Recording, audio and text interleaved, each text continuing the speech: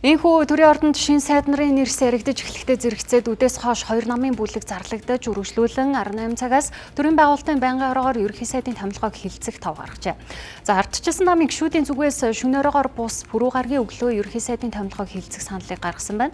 Нөгөө төгөөрөө ерөнхийлөгчийн дохиогоор ерөнхий сайдыг томилж чөлөөлөд авах юм бол парламентын ардчлал алдагдана гэж үзэж улсын хурал дээр энэ томилгоог эсэргүүцэх ёстой гэсэн байр суурьтай гишүүд байлаа.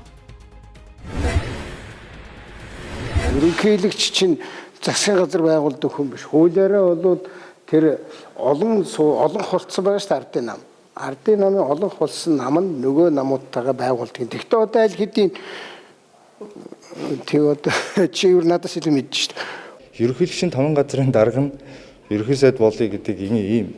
Энд чинь ингээ юу болж байгаа нь ойлгомжтой шээ. Энэ байж болохгүй л гэж байгаа байхгүй. Одоо жишээл бид нэр ингээ жишээ авах юм бол хойд төршин жишээн дээр нэгэн үе нэг ерөнхий сайд ерөнхийлөгч хоёр чинь ингээд нэг солигддог нэг ингээд сөөлжиж яваад сүүлдээ энэ хоорондоо бүх системийг бүтэн угсраад одоо ингээд нэг хүн нь бүтэн 20 хэдэн жил ингээд ерөнхийлөгч нэртэй хаан ингээд сууж штэ тий. Тэгэхээр энэ нөхцөлийг бид нэр ингээд зүгээр хараад сууж болохгүй. Хэрвээ тэгэх юм бол яг л тийм хувь заяа монголчуудыг хүлээх чинь энэ бол монголчуудыг хүлээж зөвшөөрч яавч болохгүй зам.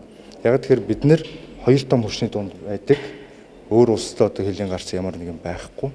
Тэгэхээр бид нэр энэ дундаа парламентаа амьтаа байлгаж иж тодорхой шийдвэр гаргах тусгаар тогтнолоо хамгаалж юм боломжтой. Тэгэхээр парламентыг хүчтэй байлгах хэрэгтэй болохоос биш парламентыг аль нэг хүчний талд үйлчилдэг ийм конопны цуглуулга болгож ерөөсө болохгүй л гэсэн байр суурь байна. За ерөнхий сайд оюун эрдэнэд итгэл хүлээлгэх асуудлыг хилцэхэд ардчилсан намын бүлэгээс санал хураалтад оролцох гэдэг зарчмын шийдвэр гаргаж байсан. Тэгвэл энэ удаад шинэ ерөнхий сайдын томилгоонд дээрх зарчмаа давтах уу гэдэг нь анхаарал татаж байна. Ямар ч тач ардчилсан намын бүлэг пүрэв гарагт бүлгийн хурлаараа хилцэх шийдвэрийг гаргаад байна. Өнөөдөр бүлгийн хурал, байнгын хорооны хурал орой ингээд баг 22 цаг хүрч нэгдсэн чуулга эхлүүл 24 цаг даваад маргааш бурхан багшийн үтс өдөр гээд бүх нийтийн хоёрын амралтын өдөр байна.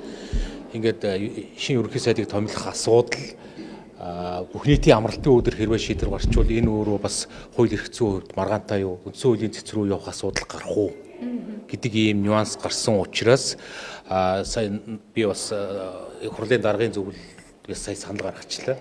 Ийм учраас энэ нэгдсэн чуулган болоод байнгын хорооны хуралдаануудыг пүрэв гарагтай ажлын өдрөөр хийвэл яасан юм бэ гэдэг улсын хурлын даргын зөвлөлтийн товоо өөрчилж өгөөч гэдэг хүсэлт гаргаад одоо санамыг хүлээж байна.